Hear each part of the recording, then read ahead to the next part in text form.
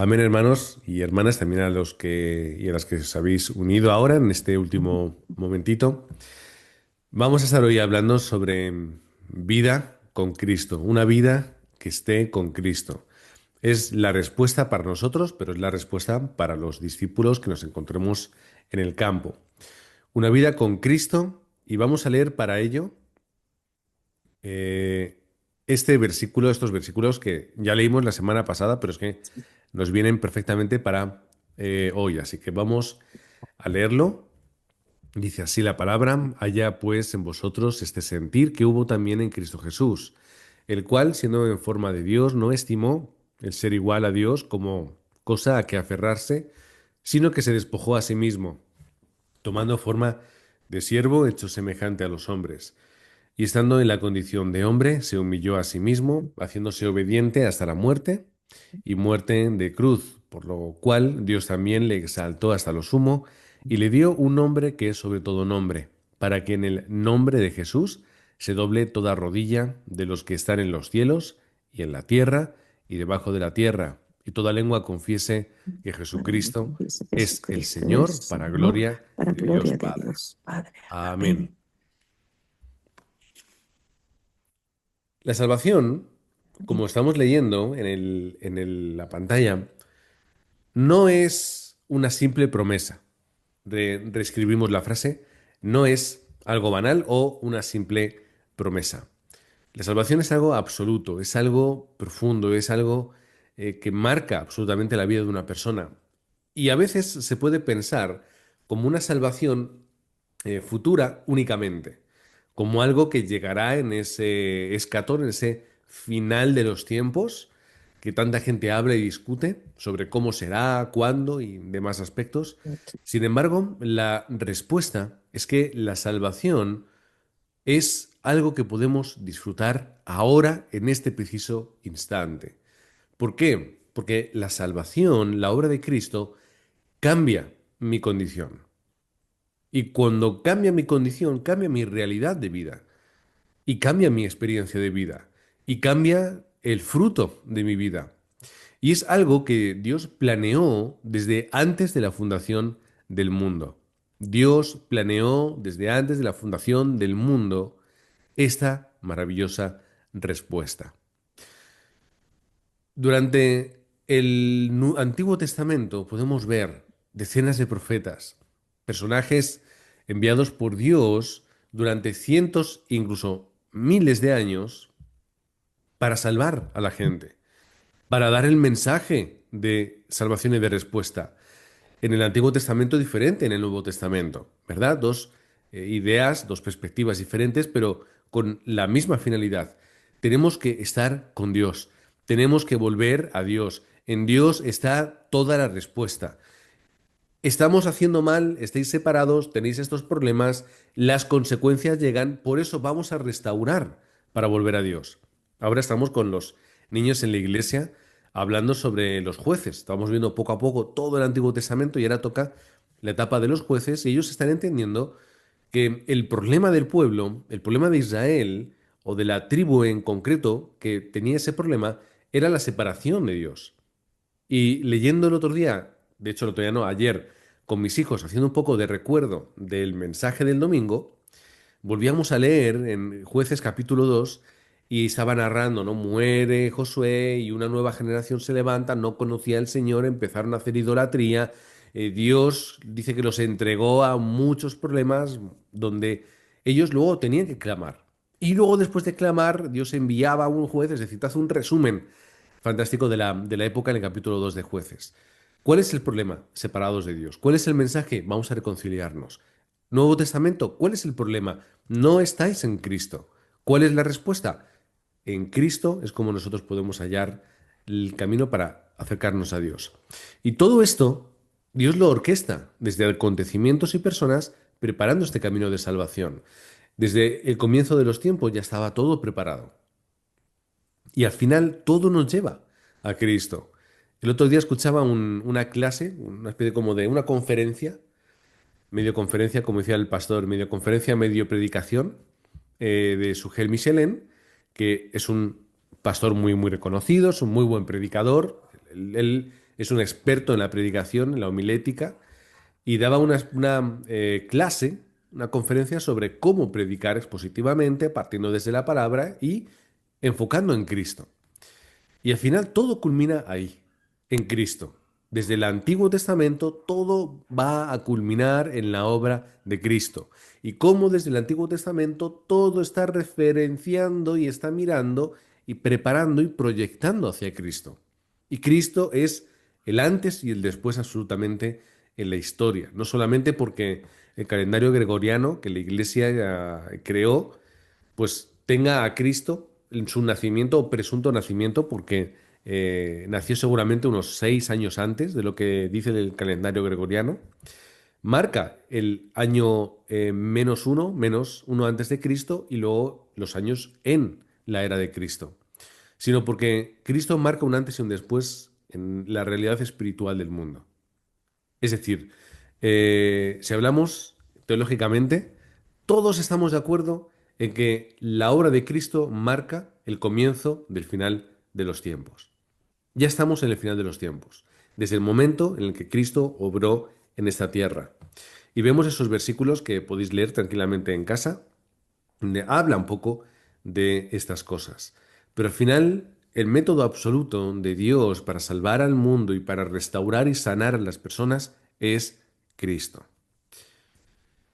¿Cuál o cuán preciosa fue nuestra salvación o es nuestra salvación? ¿Por qué hablamos de esta forma? Porque es algo precioso y absoluto. Cuando nosotros pensamos en una antigua forma de vivir y recordamos lo que tenemos ahora, nos damos cuenta lo preciado y precioso que es la salvación en nuestra vida.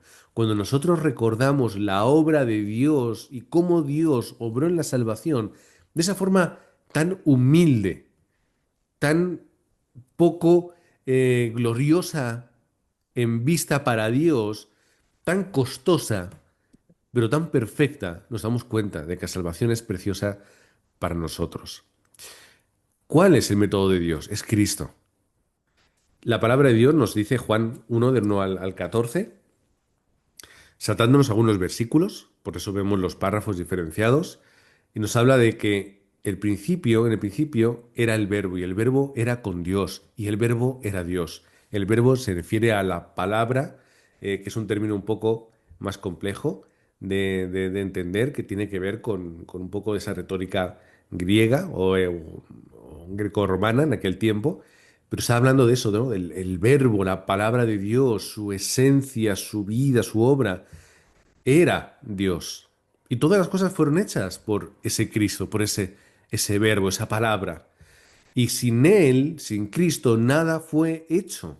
Y en Cristo estaba la vida, y Cristo, que era la vida, era la luz de los hombres. La luz en las tinieblas resplandece, y las tinieblas no prevalecieron contra ella. Está hablando del poder y de la autoridad de Jesucristo. Y luego dice en el versículo 9 en adelante, esa luz verdadera que alumbra a todo hombre, vino o venía a este mundo.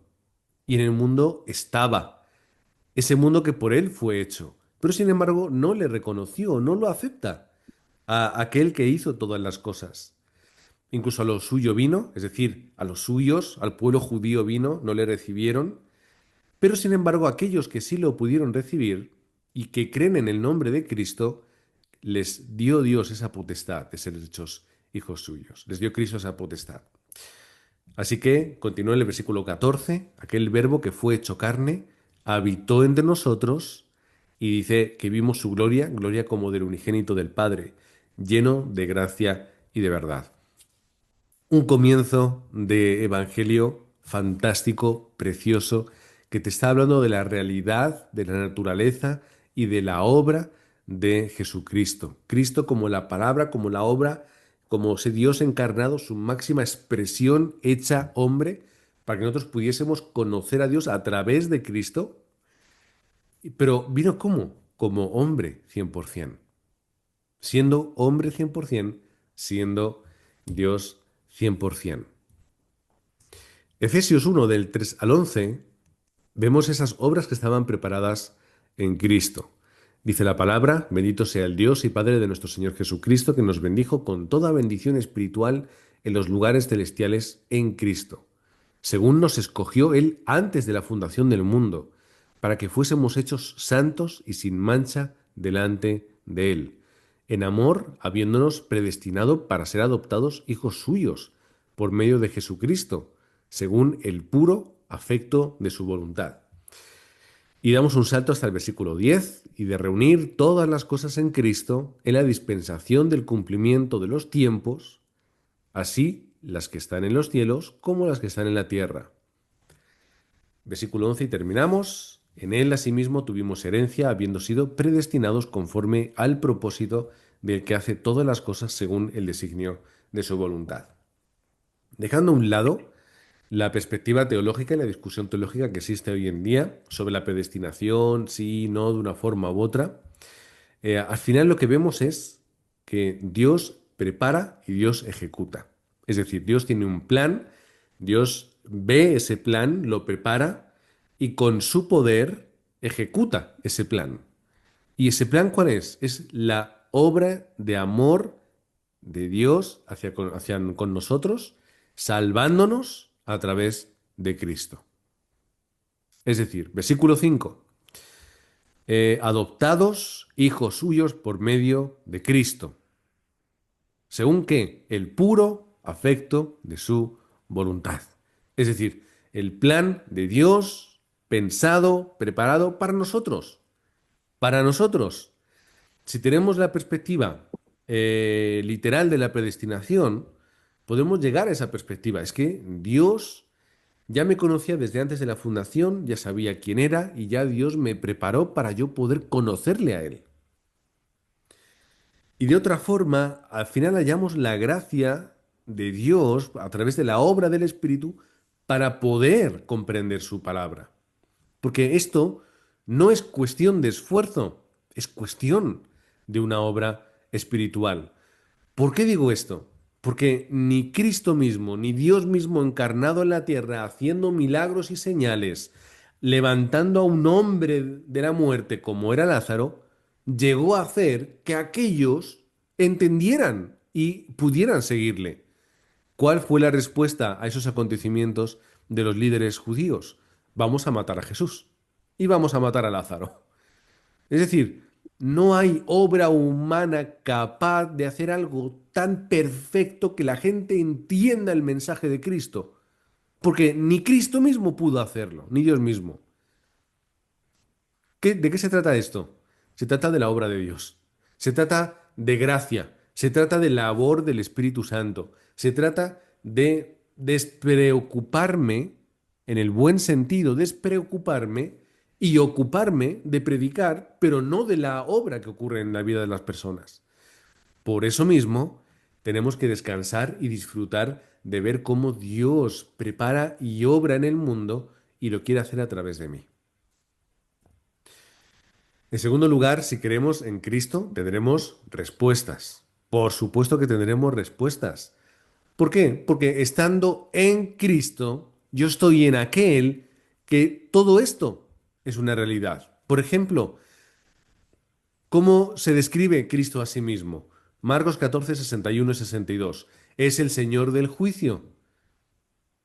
Yo estoy en Cristo, que es el Señor del juicio, aquel que me defiende absolutamente de todo cargo, porque paga por él. Juan 6:38, aquel que baja del cielo, aquel Dios encarnado en hombre, 100% hombre, para morir como hombre y pagar por la culpa de los hombres.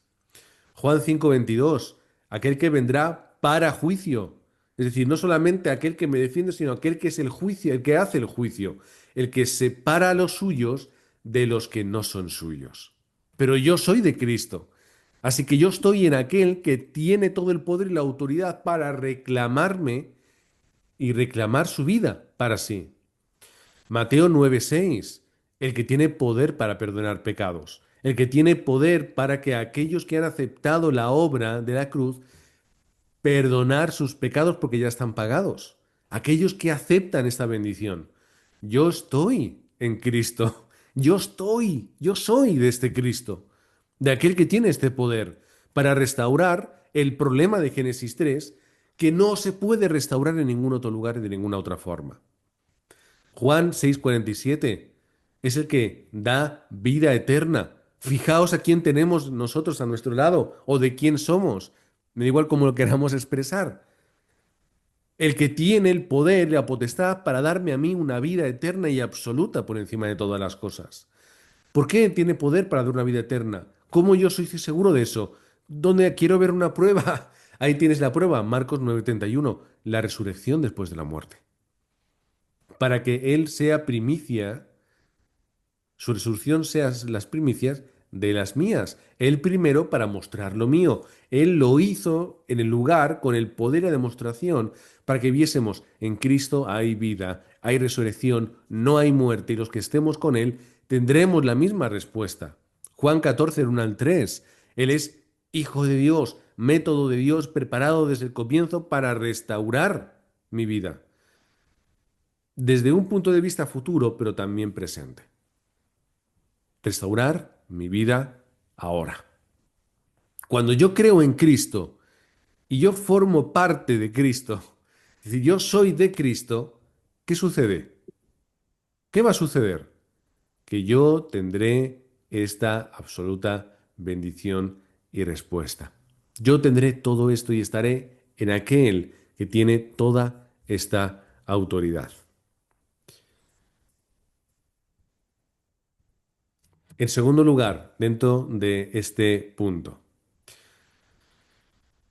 ¿cómo testifican los que vieron a Jesús? ¿Qué pensaban de él? Los enemigos que decían, el Poncio Pilato, ¿qué pensaba de él? ¿Era un inocente? ¿Qué es lo que pensaba Judas?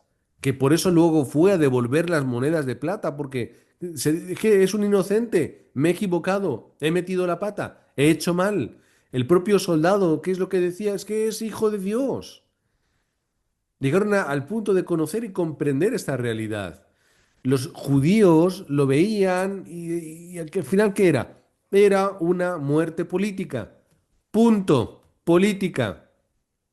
No era una muerte espiritual. Era molesto, sí, hizo cosas que para ellos no eran correctas, porque sus leyes que ellos habían estipulado, no la ley de Moisés, sino las propias leyes que ellos habían ido estableciendo, pues no cuadraba con ella, con esas leyes, pero fue una muerte política. El propio Caifás, sumo sacerdote, lo dijo. Tenemos que matar a Jesús para que los romanos no se nos echen encima. Muerto el perro, se acabó la rabia. Dijo, he recibido una profecía por parte de Dios. La muerte de uno va a salvar al pueblo, al todo. El uno por el todo. El que pensaba, matamos a Jesús, nos libramos de la ira de los romanos, todos nos salvamos. No se dio cuenta de que esa palabra se cumplió en Cristo. Es decir, la muerte de Cristo salvó a la gente no por causa de los romanos, sino que era una salvación espiritual. No lo entendieron, no lo comprendieron. Su politiqueo, sus ideas religiosas y su trasfondo cultural no les ayudó y les impidió no entender a Cristo.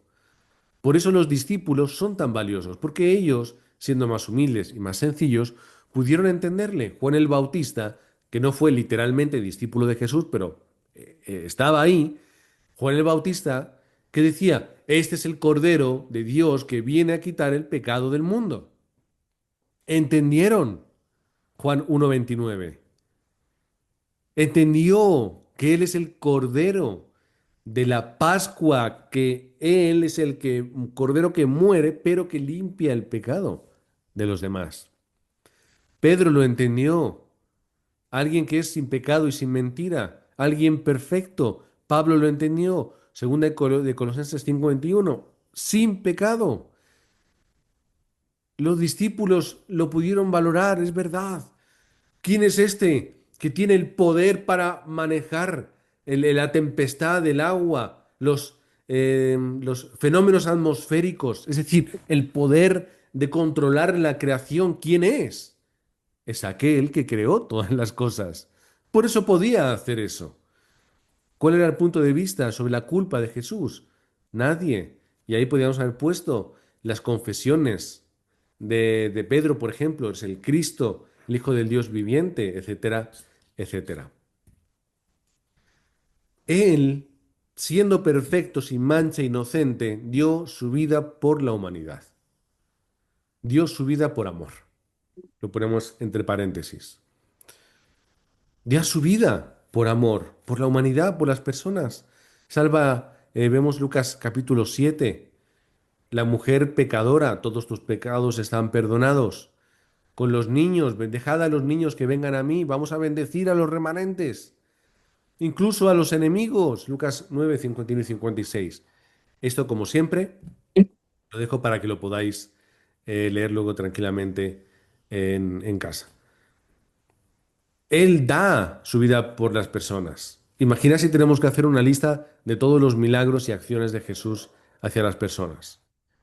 Tendríamos que estar ahí haciendo una lista, 1, 2, 3, 10, 15, 20. ¿Cuántas cosas hizo Cristo? Tendríamos que hacer una relectura completa de los evangelios y estar anotando todas las cosas. Seguro que alguien lo ha hecho por algún lado. Y si no, pues le preguntamos a ChatGPT y seguro que nos hace una lista bastante completa. Todo lo hace por amor, pero al final, ¿qué es lo que hace por amor? Da su vida por nosotros. La mayor muestra de amor es dar tu vida por los demás. Es entregar tu vida. Pero hay dos formas de entregar la vida. Podemos entregar nuestra vida a través de la muerte, es decir, yo muero para salvarte a ti, de una forma muy dramática, ¿no? Muy peliculera, pero ese tipo de circunstancias no se suelen dar. Vamos a ser sinceros. ¿Cuándo hemos visto una circunstancia en la cual yo para salvar a alguien voy a morir? No se suele ocurrir eso, ¿no? En las películas sí, ¿no? Va un niño a cruzar la carretera, tú vas corriendo, saltas, le empujas y el coche te atropella a ti, ¿no? Unos disparos, hay un disparo que va a una persona, tú saltas y el disparo te da a ti. Pero ¿cuál es la muestra de amor? Dar mi vida por otra persona, pero dar mi vida en vida. Es decir, dar mi tiempo, dar mi esfuerzo, dar mi economía, dar lo que yo tengo, sacrificar otras cosas que seguro que son importantes para ayudar, para invertir, para levantar a un discípulo. Eso es lo que Cristo hizo. Él lo dio todo por la humanidad. Nosotros no tenemos, y esto es más un consejo que otra cosa, no tenemos que ser tan almáticos y tan humanistas de pensar que nosotros mismos podemos resolver con nuestras propias manos el problema de todo el mundo. No podemos resolver el problema de todas las personas. Todo el mundo tiene problemas, todo el mundo tiene necesidades. Y, por supuesto, si podemos ayudar, ayudamos, está en nuestra mano, pero hay veces que queremos hacer más de lo que podemos. Y acaba siendo luego un tropiezo más que otra cosa. ¿Qué quiere decir? La mayor muestra de amor es entregar el Evangelio de Cristo, ayudar al discípulo a entender el mensaje, a aplicarlo y experimentarlo y a levantarlo para que él pueda hacerlo por otras personas. Esto es lo que nosotros tenemos que hacer, levantar discípulos. Y luego, por supuesto, ya llegará la obra social y ese tipo otro tipo de cosas que son importantes, pero no olvidemos lo que de verdad marca y ayuda a una persona. Él murió por nuestros fracasos. Apartado 4. Él murió por nuestros fracasos. Primera de Pedro 2:24, quien llevó él mismo nuestros pecados en su cuerpo sobre el madero, para que nosotros, estando muertos a los pecados, vivamos a la justicia, y por cuya herida fuisteis sanados. Colosenses 1:21 al 22. Y a vosotros también queréis en otro tiempo extraños y enemigos en vuestra mente, haciendo malas obras, ahora os ha reconciliado en su cuerpo de carne por medio de la muerte, para presentaros santos y sin mancha e irreprensibles delante de él. Romanos 5, porque si siendo enemigos fuimos reconciliados con Dios por la muerte de su Hijo, mucho más, estando reconciliados, seremos salvos por su vida. Y no solo esto, sino que también nos gloriamos en Dios por el Señor nuestro Jesucristo, por quien hemos recibido ahora la reconciliación. Nuestro fracaso como persona y como ser humano se ve solucionado a través de Cristo. nuestros pecados, nuestros errores, nuestra enemistad contra Él, nuestra vida, donde hemos luchado o como poco hemos mirado hacia otro lado, todo solucionado en Cristo. Todo solucionado en Cristo. Y todo Cristo lo hizo ¿para qué? En primer lugar, como dice ahí, para que vivamos a la justicia y seamos sanados por la herida de Cristo. ¿Para qué? Para que ahora podamos presentarnos santos, es decir, apartados para Dios, sin mancha, irreprensibles delante de Él. No hablando desde la literalidad de nuestra perfección humana en este tiempo, sino que apartados para la vida de Dios. Que ahora que seamos, en tercer lugar, reconciliados y salvos por su vida. Y además nos gloriamos en Dios por la obra de Cristo que nos ha dado esta respuesta. Así que, hermanos, no tenemos fracaso personal en Cristo. Tenemos restauración absoluta en nuestra vida. Resucitado, ahí vemos ya los tres más apartados. Vemos el resultado como evidencia de la salvación, que esto lo vimos anteriormente, en 1 Corintios 15, del 3 al 5, como está hablando de esa resurrección y esa evidencia para nosotros, primeramente para ellos. En sexto lugar, cómo gobierna sobre los santos, sobre nosotros, que recibimos las respuestas. Efesios 2:7, que dice, para mostrar en los siglos venideros las abundantes riquezas de su gracia en su bondad para con nosotros en Cristo Jesús. Y luego, como también dice ahí, vendrá como Señor. Ese momento en el que Jesucristo asciende a los cielos, están los discípulos mirando arriba y acerca un ángel y les dice, ¿pero qué hacéis ahí mirando arriba? Ya vendrá, vosotros venga, empezad a hacer la evangelización del mundo. Ya vendrá de la misma forma, al igual que ha subido, bajará. Y ahí estamos nosotros esperando, el tiempo en el que Cristo venga a por nosotros.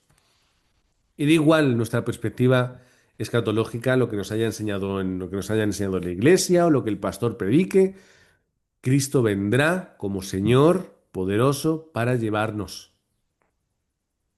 Esa es la respuesta.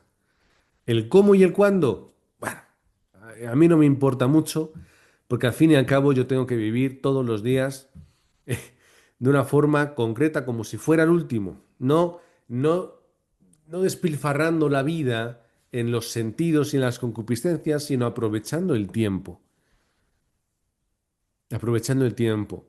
La palabra de Dios dice muchas veces, ¿no? El tiempo está cerca, ¿no? El tiempo está llegando. Llevamos 2000 años con él cerca.